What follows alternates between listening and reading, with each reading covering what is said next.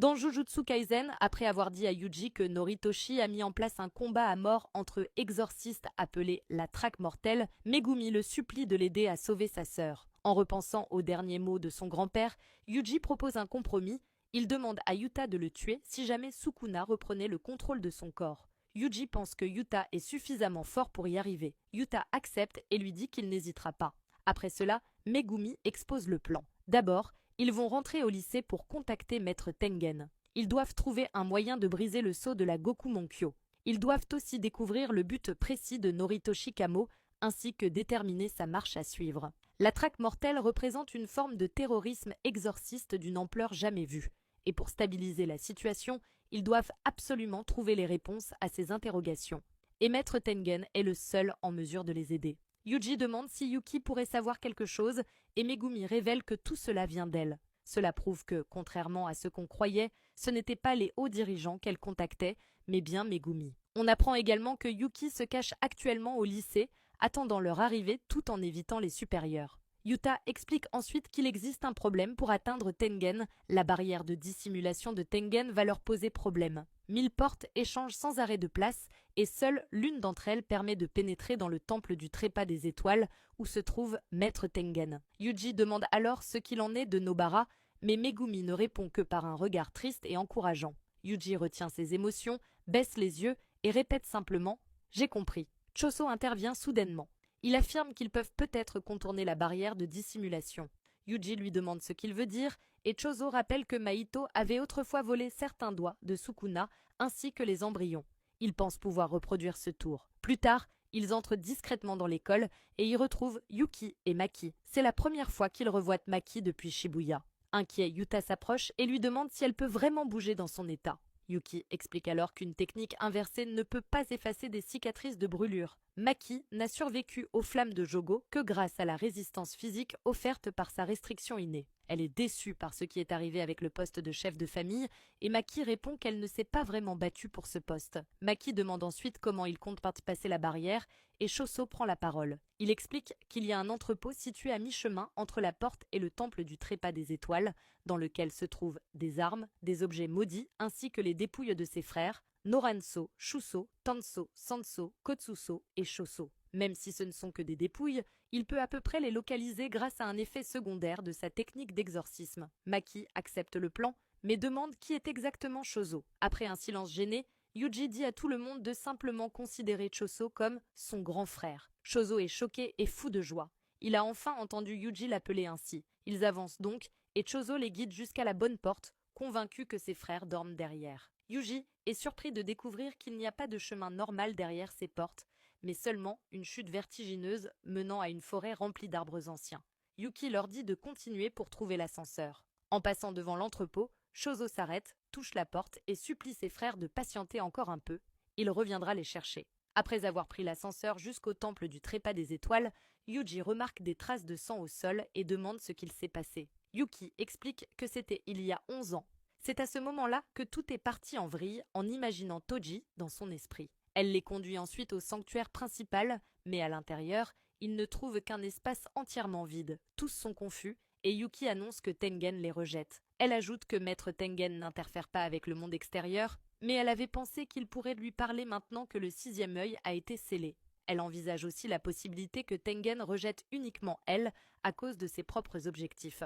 Ne sachant plus quoi faire, Yuta dit qu'il devrait repartir car la sœur de Megumi n'a pas de temps à perdre. Soudain, une voix résonne. « Vous rentrez déjà ?» Une silhouette apparaît. Maître Tengen se révèle en les souhaitant la bienvenue. Kaizen, alors que tout le monde est surpris par la forme bizarre de Tengen, Yuki demande pourquoi Tengen a salué les autres, mais pas elle. Tengen répond que ce n'est pas la première fois qu'ils se rencontrent. Yuki demande ensuite pourquoi il a scellé le temple du trépas des étoiles. Tengen révèle qu'il a gardé un œil sur elle pendant qu'il sympathisait avec Kenjaku et ajoute que le cœur des humains a ses raisons qu'il ignore. Yuki, perdu, ne sait pas qui est ce Kenjaku. Il explique que Kenjaku est le véritable nom de l'entité capable de changer de corps, autrefois connue sous le nom de Noritoshi Kamo, et qui habite maintenant le corps de Suguru Geto. Yuji, fidèle à lui-même, interrompt la conversation pour demander pourquoi Tengen a une tête si bizarre. Alors que Megumi est surpris aux côtés de Yuji, il lui chuchote qu'il ne sait vraiment pas quand il ferait mieux de se taire. Tengen explique qu'il est immortel, mais que cela ne veut pas dire qu'il ne vieillit pas. Si Yuji vivait 500 ans, il finirait sûrement comme lui. Il ajoute qu'il y a 11 ans, il n'a pas pu assimiler le corps stellaire, a commencé à vieillir bien plus vite et a perdu une partie de lui. Avec le temps, le ciel et la terre ont pris la place de ce qu'il a perdu. Yuki pense intérieurement qu'on leur avait pourtant dit qu'ils avaient trouvé un autre corps stellaire. Elle ajoute ensuite que ce n'est pas étonnant que sa voix ne leur parvienne plus.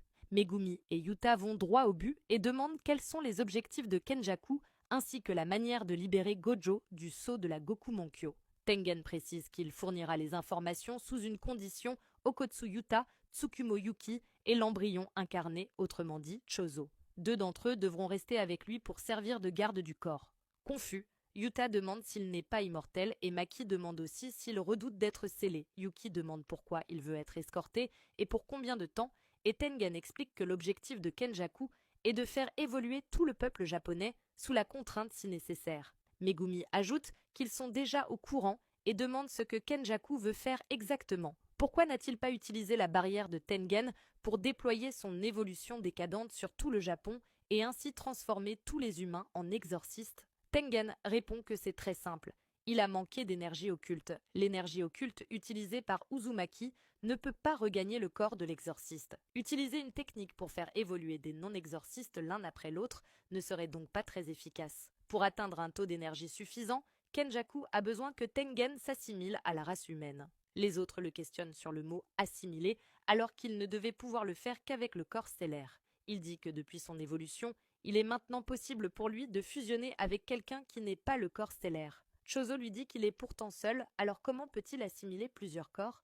Il répond que la forme physique qu'il voit n'est pas vraiment lui. Son âme transcendée existe à différents endroits. Comme il l'a déjà dit, le ciel et la terre ont remplacé ce qu'il a perdu. Les humains qu'il a absorbés dépassent même les limites des exorcistes. Ils atteignent une nouvelle forme d'existence. Il a pu garder sa conscience et sa forme physique après l'évolution parce qu'il maîtrise la technique des barrières. Mais il suffirait qu'un seul être humain transcendé perde le contrôle pour que le monde court à sa perte. Yuji demande pourquoi et il répond qu'il n'existe pas de frontières individuelles. Il suffit d'un seul individu corrompu pour que le mal se propage instantanément. La souillure de plus de 100 millions d'humains se déverserait sur le monde. La situation qu'ils ont vécue à Tokyo récemment se reproduirait à l'échelle mondiale. Yuji demande pourquoi Kenjaku voudrait cela. Il dit que, comme il l'a déjà mentionné, le cœur des humains a ses raisons qu'il ignore. Maki demande s'il ne peut pas simplement rejeter l'absorption. Mais Tengen ajoute que là aussi se trouve un problème. Depuis qu'il a lui-même atteint l'évolution, sa constitution se rapproche davantage d'un fléau que d'un humain. Il est maintenant une cible potentielle du sort de manipulation des fléaux.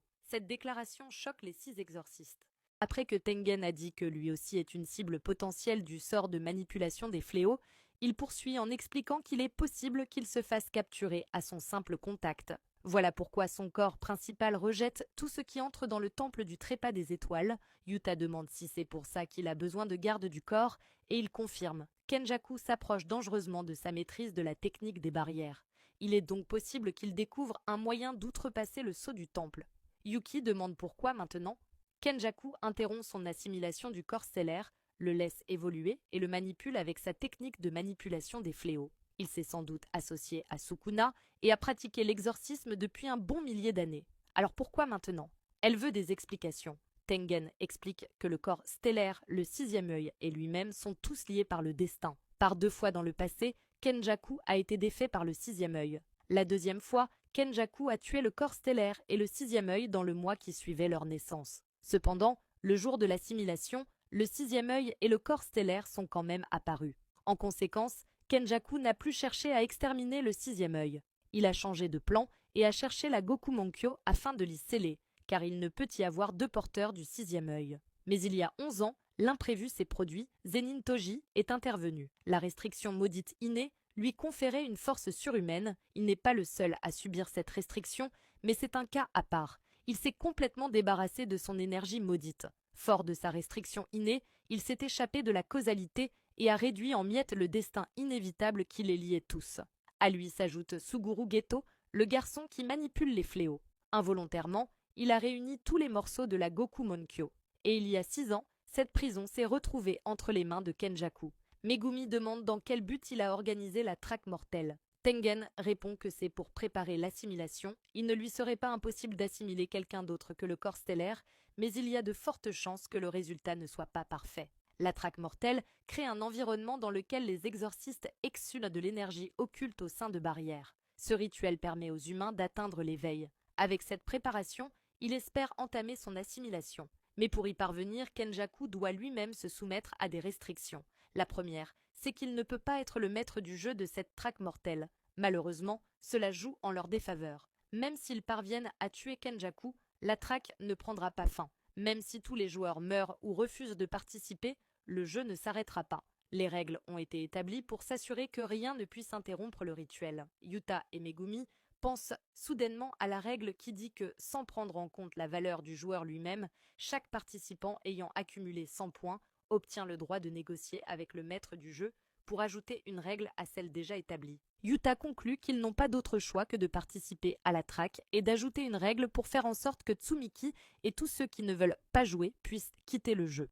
Après avoir écouté les explications de Tengen, Yuta ajoute qu'ils n'ont pas d'autre choix que de participer à la traque. Yuji dit qu'il faut aussi qu'ils ouvrent la prison de Gojo-sensei car il pourra régler la situation à lui seul. Tengen leur dit de choisir les personnes qui resteront avec lui. Yuki et Chozo se portent volontaires. Chozo dit que Yuji aura absolument besoin d'aide, qu'elle vienne d'Okotsu ou de Maki. Il ferait mieux de rester, d'autant plus si Kenjaku traque Tengen jusque-là. Il va mettre fin à ses jours pour le repos de ses frères. Yuki ajoute qu'elle souhaite rester pour parler avec Tengen. Yuta accepte avec plaisir le plan et ajoute qu'il souhaite rester davantage avec Yuji et les autres. Tengen les remercie, puis explique que s'ils veulent sauver Gojo, ils auront besoin de l'envers de la Gokumonkyo. Yuki dit qu'elle n'a jamais entendu parler de ça et Yuji demande si c'est comme une porte de derrière. Tengen répond qu'on peut dire ça. Avant que Kenjaku ne trouve la Gokumonkyo, elle se trouvait en dehors de sa barrière, en dehors du Japon probablement. En scellant cette partie, il avait essayé de réprimer les signes de l'autre morceau, mais en vain. Gojo Satoru était également scellé à l'intérieur de cette porte de derrière. Quelqu'un demande s'ils peuvent l'ouvrir et Tengen répond qu'ils ne peuvent pas. Seule la personne qui détient le devant peut choisir de l'ouvrir et pour le moment, c'est Kenjaku qui décide. S'ils veulent forcer son ouverture, il leur faudra Amano Sakahoko, la lance qui annule toute technique d'exorcisme. Le fil noir peut également leur servir puisqu'il contrebalance l'effet de toute technique d'exorcisme. Malheureusement, Gojo Satoru avait scellé Amano Sakahoko à l'étranger il y a 11 ans, ce qui choque le groupe. Yuji demande ce qu'il a fait et Megumi dit que Gojo Satoru avait également fait disparaître le fil noir l'année dernière et le traite de crétin. Yuta annonce qu'il avait cherché le reste du fil noir en Afrique avec Miguel, mais en vain. Megumi lui demande si c'était pour ça qu'il est allé à l'étranger. Yuki demande s'il y a d'autres solutions et Tengen dit que parmi les joueurs qui prendront part à la traque mortelle se trouve un exorciste millénaire qui se surnomme Ange. Sa technique d'exorcisme consiste à annihiler les techniques d'exorcisme. Tengen répète que la technique d'Angel sera nécessaire pour ouvrir l'arrière du Gokumonkyo. Tout le monde étant confus, Megumi demande où se trouve Angel et Tengen répond qu'elle se trouve dans la colonie à l'est de Tokyo. La barrière de la traque le rejette, il n'a donc pas plus d'informations à leur partager. Il explique que le Japon est partagé en 10 colonies qui se rejoignent pour former la frontière que les humains doivent traverser pour atteindre l'éveil. Yuki comprend pourquoi la région d'Hokkaido n'est pas incluse, un groupe d'exorcistes y a dressé une barrière. Tengen précise que c'est une région débordant d'énergie maudite et que ses habitants y sont déjà suffisamment exposés, d'où son surnom de terre d'aventure. Bien que certains trouvent exagéré de parler d'atteindre l'éveil, cette première étape des préparatifs à l'assimilation implique de maudire la totalité de la population japonaise. Megumi demande combien de temps il faudra pour que le rituel se termine et Tengen répond que cela dépend de la traque, mais que 2 mois devraient suffire. La première règle stipule qu'après avoir éveillé une technique d'exorcisme, chaque joueur dispose de 19 jours pour se rendre à une barrière et y déclarer sa volonté de participer à la traque mortelle. Il est actuellement 9 h du matin, le 9 novembre, et les joueurs ont tous éveillé leur technique maudite autour de minuit, le 31 octobre, lorsque Kenjaku a déclenché la traque mortelle. Cela laisse à la sœur de Megumi seulement 10 jours et 15 heures pour se déclarer participante. La deuxième règle précise que quiconque enfreint la première règle subira le retrait de sa technique d'exorcisme. Maki en avait parlé avec le docteur Shoko et pense que ce n'est pas une interdiction d'utilisation. Il s'agit d'une privation et non d'une restriction, c'est donc un effet inhibiteur appliqué directement sur le cerveau. Si c'était un pacte, n'importe qui pourrait simplement refuser de participer. Maki estime que les exorcistes comme elle, qui ne possèdent pas d'énergie occulte, ne risquent rien et se demande si Panda a un cerveau. La troisième règle indique que toute entrée de la part d'un non-joueur sur le terrain de la traque sera interprétée comme une volonté de participer à la traque. Les non-joueurs concernés deviendront alors joueurs. Yuji demande ce qu'il en est des non-exorcistes déjà présents dans la barrière. Tengen répond que rien dans les règles ne précise l'entrée ou la sortie des colonies. Selon lui, l'objectif est peut-être d'annoncer clairement à tous les joueurs que, au début du jeu, le but est de sortir de la barrière avant de lancer les hostilités. Avant de confiner les joueurs, il estime qu'il est important qu'ils soient conscients d'y être entrés de leur plein gré. La quatrième règle stipule que les joueurs gagnent des points en éliminant d'autres joueurs. La cinquième précise que les points attribués lors d'une élimination sont décidés par le maître du jeu et correspondent à la valeur du joueur éliminé. En général, un exorciste vaut 5 points et un non-exorciste vaut 1 point. À propos du maître du jeu, Tengen explique que chaque joueur reçoit un Shikigami possédé appelé Kogan. Les Kogan ne sont pas les maîtres du jeu, mais servent d'intermédiaires. Il vaut mieux considérer que c'est le programme lui-même qui fait office de maître du jeu. Évidemment, ce concept est très confus et même Yuji est complètement perdu. Alors, si tu n'y comprends rien, dis-toi simplement que tu es comme Yuji.